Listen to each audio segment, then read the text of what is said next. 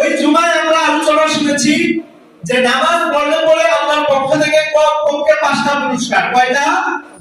কমপক্ষে 5টি পুরস্কার আল্লাহ তাআলা দিবেন। এক নম্বর পুরস্কার হলো দুনিয়াতে রুজি রোজগারের পেরেশানি আল্লাহ তাআলা দূর করে দিবেন। সুবহানাল্লাহ বলি। দুই নম্বর পুরস্কার হলো কবরের আযাব আল্লাহ মাফ করে দিবেন। তিন নম্বর পুরস্কার হলো আমলনামা ডান হাতে দিবেন। চার নম্বর পুরস্কার হলো পুলসিরাত বিদ্যুৎ গতিতে পার করে দিবেন। 5 নম্বর পুরস্কার হলো বিনা হিসাবে জান্নাত দান করবেন। এই 5টি পুরস্কার হাদিসে পাকের মধ্যে বর্ণিত হয়েছে। যেই বিষয়টা নিয়ে আমাদের এই দুনিয়াতে এত পেরেশানি জন্মের পর থেকে নিয়ে মৃত্যু পর্যন্ত, সেটা হলো রুজি রোজগার। মান সম্মান ইজ্জত ধন দৌলত, এই রুজি রোজগার নিয়ে আমাদের পেরেশানি। রুজি রোজগার এমন একটা বিষয় যেটা আমাদের জীবনের সাথে সম্পৃক্ত। তো রিজিকের ব্যাখ্যা আমরা সংক্ষেপে শুনেছিলাম যে রিজিক মানে শুধুমাত্র খাবার দাবার নয়, বরং রিজিক হচ্ছে আমার ইজ্জত প্রয়োজন, আল্লাহ আমাকে ইজ্জত দিয়েছেন। আমার অর্থের প্রয়োজন, আল্লাহ আমাকে অর্থ দিয়েছেন। এই রুজি রোজগার নিয়েই তো আমাদের দুনিয়াতে এত পেরেশানি, মারামারি, হানাহানি, কাটাকাটি, ঝগড়া বিবাদ, হিংসা বিদ্বেষ, এমন ভাবে যত খারাপই আছে এই রুজি রোজগারের কারণেই কিন্তু হয়। আমরা মাঝে মাঝে দেখতে পাই যে চায়ের দোকানে গিয়েছে, চা পান করা নিয়ে ঝগড়া লেগে মানুষকে হত্যা করে। আমরা দেখতে পাই জমির আয়, মোটা একটা আয় আছে, এক পক্ষ কি করলো, আয় কেটে চিকন করে ফেললো, তার জমিনে আরেকটু বেশি ফসল হবে, এটা নিয়ে মারামারি করেও আপনার বিভিন্ন প্রকারের হত্যা সংঘটিত হয়। কেমন ভাবে ভাই ভাইকে হত্যা করে, বাবা মা সন্তানকে হত্যা করে, সন্তান বাবা মাকে হত্যা করে, এমন নৃশংস ঘটনা বর্তমানে প্রায় সময় শুনতে পাওয়া যায়। এই অপরাধগুলো সংঘটিত হওয়ার পিছনে মূল যেই কারণ, সেটা হলো আল্লাহর ভয় এবং আল্লাহর উপরে সন্তুষ্টি আমাদের মধ্যে অনেকের নাই। যেই ব্যক্তি আল্লাহর উপরে সন্তুষ্ট থাকবে, ওই ব্যক্তি কখনো এমন ন্যাক্কারজনক দুর্ঘটনা ঘটাইতে পারে না। আমার আলোচনার দ্বারা আমি এটা বলছি না যে সদা সর্বদা আমাকে ইবাদত বন্দেগী করতে হবে, নামাজ পড়তে হবে, সব সময় জিকির আজকার তাহলিল করতে হবে, মসজিদে পড়ে থাকতে হবে, এই কথা বলার অধিকারই আমার নাই। রব্বুল আলামিন নিজে বলে দিয়েছেন যে যখন তোমাদের নামাজ পড়া হয়ে যাবে, তখন তোমরা জমিনে ছড়িয়ে পড়ো এবং আমি আল্লাহ তাআলা নিয়ামত ফজল ও করম তালাশ করো। সুবহানাল্লাহ। এই জন্য তো আমরা মসজিদে প্রবেশ করলে দোয়া পড়ি, আল্লাহুম্মা ইফতাহলি আবওয়াবা রাহমাতিক, আর মসজিদ থেকে বাইরে হলে পড়ি, আল্লাহুম্মা ইন্নী আসআলুকা মিন ফাদলিক।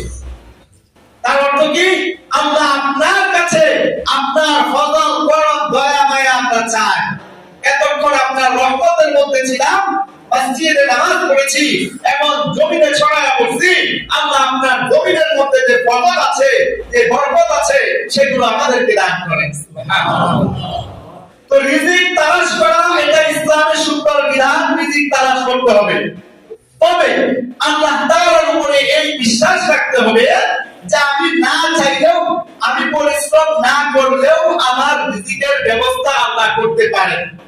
বলেন পারেন কি পারেন না? এই জমিনে কি সবাই রুজি রোজগার করি? যারা বয়োবৃদ্ধ হয়ে গেছি, বিছানায় পড়ে গেছেন, তাদের কি রিজিকের ব্যবস্থা হচ্ছে না? যারা একেবারে শিশু, জন্মগ্রহণ করেছে মাত্র 10 বছর 15 বছর পর্যন্ত, আমাদের এই বাংলাদেশ বা ভারত উপমহাদেশের আমাদের মা বাবারা কি করেন? আরে 15 বছর কি, যতদিন পর্যন্ত পড়াশোনা করে, কোন মা বাবা তার সন্তানকে বলেই না তুমি উপার্জন করে নিজের খাবার খাও, বলেই না। তাহলে এই যে আমাদের মাদ্রাসার ছাত্ররা মাদ্রাসায় পড়াশোনা করে, তাদের মা বাবা কি বলে তুমি উপার্জন করে নিজের খাবার খাও? তাহলে ওর রিজিকটাও তো আল্লাহ তাআলা ব্যবস্থা করতেছেন। হযরত মুসা আলাইহিস সালাম, তার একটি সুপ্রসিদ্ধ ঘটনা সূরা বাহার মধ্যে এসেছে। তিনি যখন তার প্রথম স্ত্রীকে নিয়ে মাদায়েন থেকে মিশরের উদ্দেশ্যে রওনা করলেন, পথিমধ্যে রাত্র হয়ে গেল। তার স্ত্রী ছিলেন গর্ভবতী নারী ছিলেন, তার প্রসব বেদনা দেখা দিল পথে। তিনি কি করলেন? দূর পাহাড়ে দেখতে পাইলেন আগুনের টুকরা। আমরা জানি যারা মুরব্বীরা আছি যে প্রসব বেদনা বা নরমাল ডেলিভারি হলে পরে মহিলারা আগুনের ব্যবস্থা করে, আগুনের মাধ্যমে তারা যেভাবে হোক তারা সেটা করে। তো মুসা আলাইহিস সালাম আগুন আনার জন্য তিনি পাহাড়ে চলে গেলেন। একটা পেরেশানি, স্ত্রীকে রেখে গেলেন, তিনি অসুস্থ, আবার খাবারেরও প্রয়োজন আছে, গেলেন আগুন আনতে, গিয়ে তিনি পাইলেন নবুয়ত, আগুন তো পাইলেন না। তিনি ফিরে আসলেন, তিনি পেরেশানি করতেছিলেন।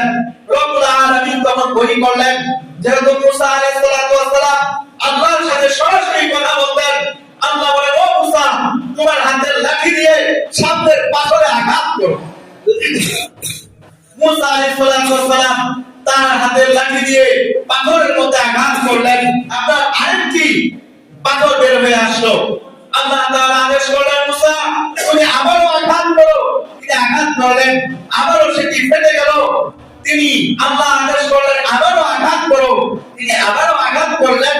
তখন তৃতীয় পাথরের ভিতর থেকে একটি ছোট্ট পিপিলিকার ন্যায় একটি পতঙ্গ বের হয়ে আসলো, যার মুখের মধ্যে বালুকণার ন্যায় খাদ্য রয়েছে।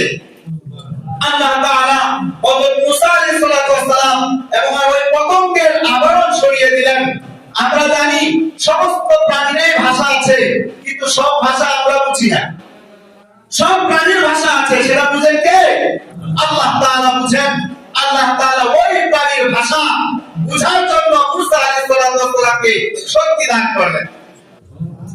ওই প্রাণীটি তখন বলতেছে যে আমার রব এমন রব যিনি আমাকে ভুলেন না, যিনি আমার রিজিকের ব্যবস্থা করেন, আমাকে সুস্থ রাখেন, আমাকে পেরেশান মুক্ত রাখেন, এমনকি আমাকে তিনি দেখেন, আমার কথা তিনি শুনেন, তিনি হলেন আল্লাহ, তিনি হলেন আমার রব। সুবহানাল্লাহ। এই ছোট্ট ঘটনা দিয়ে কি বুঝাইলাম যে রিজিক আল্লাহ তাআলা পৌঁছায়া দেয়। দেখুন, তিনটা পাথরের ভিতরে একটি পোকা, যে পোকার মুখের মধ্যে আল্লাহ রিজিক দিয়ে রেখেছেন। মুহতারাম হাজিরিন, আমরা সমুদ্রের দিকে যদি তাকাই, ঘটনা লম্বা হয়ে যাবে। সমুদ্রের সবচেয়ে বড় প্রাণী হলো নীলতিমি। যে নীলতিমি কি পরিমাণ খাদ্য গ্রহণ করে, একদিন যে খাবার গ্রহণ করে, হিসাব করলে মনে হবে এই দোলদারার আশেপাশের কয়েক গ্রাম মিলিয়ে আমরা সবাই এত খাদ্য গ্রহণ করতে পারি না। সুবহানাল্লাহ বলবেন না? এটা তো একটা নীলতিমির কথা বললাম, এমন আরো হাজারো লক্ষ প্রজাতির প্রাণী আছে। হায়াতুল হাইওয়ান নামক একটি কিতাব আমার কাছে আছে। ওই কিতাব পড়ে আমি দেখেছি যে আল্লাহ তাআলা এত বেশি প্রাণী রেখেছেন। এই স্থলভাগে যত প্রাণী আছে, সমস্ত প্রাণীগুলো জলভাগেও আছে। স্থলভাগে যেমন কুকুর আছে, জলভাগেও কুকুর আছে। সমস্ত প্রাণীগুলোর খাদ্যের ব্যবস্থা কে করেন? আল্লাহ তাআলা করেন। তো যাই হোক, বলতেছিলাম আমরা রিজিক অন্বেষণ করব, তাতে কোনো নিষেধ নাই, কিন্তু রিজিক অন্বেষণ করতে গিয়ে মহান রবকে ভোলা যাবে না। হাদিসের মধ্যে আসছে, নবী পাক সাল্লাল্লাহু আলাইহি ওয়াসাল্লাম বলেন যে রিজিক হলো নির্ধারিত এবং বণ্টনকৃত। রিজিক মানুষকে এমন ভাবে তালাশ করে যেমন ভাবে মৃত্যু মানুষকে তালাশ করে। সুবহানাল্লাহ। মৃত্যু আসবে এটা এমন নিশ্চিত, আমার আপনার যাবতীয় রিজিক যা আমার আপনার আমলনামায় লেখা আছে সেটাও আমি পাবো, এটা নিশ্চিত ইনশাআল্লাহ। তাহলে আমি আল্লাহর ইবাদত ছেড়ে দিয়ে কেন আমি দুনিয়াতে দৌড়াচ্ছি? যে ব্যক্তি নামাজ ঠিক মতো আদায় করে তার জন্য তো 5টা পুরস্কার বললাম। নামাজ আদায় না করলে কমপক্ষে 5টা আযাব এবং শাস্তির কথা শুনি। যে ব্যক্তি আল্লাহর হুকুম দৈনন্দিন 5 ওয়াক্ত নামাজ আদায় করবে না, সর্বপ্রথম হলো ওই ব্যক্তির রিজিকের পেরেশানি আল্লাহ বাড়ায় দিবেন এবং তার কোনো কিছুর মধ্যে বরকত থাকবে না। সে যতই উপার্জন করবে তার চাহিদা কমবে না, বরং সে যদি 100 কোটি টাকার মালিক হয়, তার 1000 কোটি টাকার স্বপ্ন সে দেখবে। এমন ভাবে সে যদি একটি বাড়ির মালিক হয়, আরো 5টি বাড়ি বানানোর স্বপ্ন সে দেখবে। তার পেরেশানি কখনো দূর হবে না। এটা হলো 1 নাম্বার বেদাবাদী হওয়ার প্রথম শাস্তি। একটু আমরা চিন্তা করে দেখি, মিলায়া দেখি, দুনিয়ার মানুষ কেন এত পেরেশানি করে। আমরা দেখতে পাই কিছু মানুষ 3% জায়গা কিনে বাড়ি করা তার জীবনের স্বপ্ন হয়, আর কিছু মানুষ শত শত একর জমির মালিক হওয়া সত্ত্বেও সে জোর জুলুম অন্যায় অত্যাচার করে সুদ ঘুষ বিভিন্ন ভাবে আরো কোটি কোটি জায়গার মালিক হওয়ার চেষ্টা করে। আছে না নাই? মুহতারাম হাজিরিন, তাহলে একজন মানুষ তিনি 3% জায়গা কিনে বাড়ি করে পরিবার নিয়ে সুখে থাকার স্বপ্ন দেখে, আর একজন মানুষের এত সম্পদ থাকার পরেও তার হচ্ছে না, খোঁজ দিয়ে দেখবেন ওই মানুষটা তার মহান রবের সাথে সম্পর্ক ভালো নয়। তার এক নাম্বার এটা হলো বেনামাজি হওয়ার কারণে পেরেশানি। আপনার রুজি রোজগার যা করবে বরকত হবে না, আপনার সন্তান আপনার কথা শুনবে না, আপনার স্ত্রী আপনার কথা শুনবে না, পরিবারে এমন ভাবে বিভিন্ন রকমের কলহ ঝগড়া বিবাদ অসুস্থতা সহ বিভিন্ন বিপদ আপদ বালা মুসিবত লেগেই থাকবে। 2 নাম্বার সংক্ষেপে বলতে হবে, 2 নাম্বার হচ্ছে আল্লাহ তাআলা ওই ব্যক্তিটাকে মৃত্যুর সময় এমন পিপাসা এবং ক্ষুধার্ত অবস্থায় মৃত্যু দান করবেন। হাদিসের মধ্যে আসছে যে সমুদ্রের পানিও যদি তাকে পান করানো হয় তার তৃষ্ণা নিবারণ হবে না। মৃত্যুর সময় এতটা কষ্টে তাকে মৃত্যুবরণ করতে হবে। ও পরিবার টুকরা যুবক ভাইরা, আপনারা মনে করছেন যে আমরা মুক্তি হই তারপরে নামাজ আদায় করব, কিন্তু মনে রাখবেন আপনার মতো হাজারো যুবক দৈনিক মারা যাচ্ছে কি যাচ্ছে না। ও আমার পরিবার টুকরা যুবক ভাই, আমি আপনাদেরকে অনুরোধ করে বলতে চাই, আপনি যে প্রান্তে থাকেন যেখানেই থাকেন না কেন, মুরব্বী কিছু বাবারা আছেন তাদেরকেও আমি লক্ষ্য করেছি অনেকে নামাজে আসি না। আমি অনুরোধ করে বলতে চাই, প্রয়োজনে আপনাদের পায়ে আমার হাত থেকে বলতে চাই, আল্লাহর হুকুম নামাজ পড়ুন, আল্লাহর হুকুম নামাজ ধরুন। না হলে পরে কবরে গিয়ে কোন তাল বাহানা করে চলবে না, বরং কঠিন থেকে কঠিন আযাব অপেক্ষা করছে। 3 নাম্বার আযাব হলো আল্লাহ তাআলা কবরটাকে সংকীর্ণ করে দিবেন। হাদিসের মধ্যে আসছে 2 পাথরের হাড় কবরের মধ্যে তাকে এমন ভাবে চাপ দিবে, আল্লাহ নবী এইভাবে দেখিয়েছেন যে এক পাশের আঙ্গুল আরেক পাশের আঙ্গুল এইভাবে যেমন ঢুকে যায়, ঠিক কবরও বেনামাজি ব্যক্তিকে এমন ভাবে চাপ দিবে তার এক পাথরের হাড় আরেক পাথরের মধ্যে ঢুকে যাবে। নাউযুবিল্লাহ। যে হাদিসের ভাষ্য অনুযায়ী আল্লাহ নবী বলেছেন যার নামাজ নাই তার ইসলামের মধ্যে কোনো সম্পর্কই নাই। হযরত ওমর রাদিয়াল্লাহু তাআলা আনহু বলেন, লা হাযযা ফিল ইসলামি লিমান লা সালাতা লাহু, যে ব্যক্তি নামাজ পড়ে না, যার আমল নামায় কোনো নামাজ নাই, ওই ব্যক্তির সাথে ইসলাম ও মুসলমানের কোনো সম্পর্ক নাই। অন্য হাদিসের মধ্যে আসছে বাইনাল আবদি ওয়াল কুফরি তারাকা সালাত, যে নামাজ পড়লো সে আল্লাহর সাথে সম্পর্ক তৈরি হলো, যে নামাজ ছেড়ে দিল ওই ব্যক্তি কুফরের অন্তর্ভুক্ত হয়ে গেল। মুহতারাম হাজিরিন, এজন্য আমি আপনাদেরকে অনুরোধ করে বলতে চাই, আসুন দুনিয়াতে আমরা যাই করেছি একটু নিয়ত করি, হিম্মত করি, সাহস করি, আমার কর্মসংস্থান আমি যেখানেই থাকি আল্লাহর হুকুম নামাজ পড়ি, দেখবেন দুনিয়া এবং আখিরাতে ইজ্জত ওয়ালা জিন্দেগি আল্লাহ দিবেন। আপনার চলার পথে সর্বক্ষেত্রে আল্লাহ তাআলা আপনাকে আমাকে ইনশাআল্লাহ আজিজ বারাকাত দান করবেন, অন্তরের পেরেশানি দূর করবেন, ভালো ঘুম হবে, শরীর স্বাস্থ্য সুস্থ হবে, এমন ভাবে বিভিন্ন প্রকারের দুরারোগ্য থেকে হেফাজত করবেন, সম্মানের জিন্দেগি দুনিয়া এবং আখিরাতে দিবেন।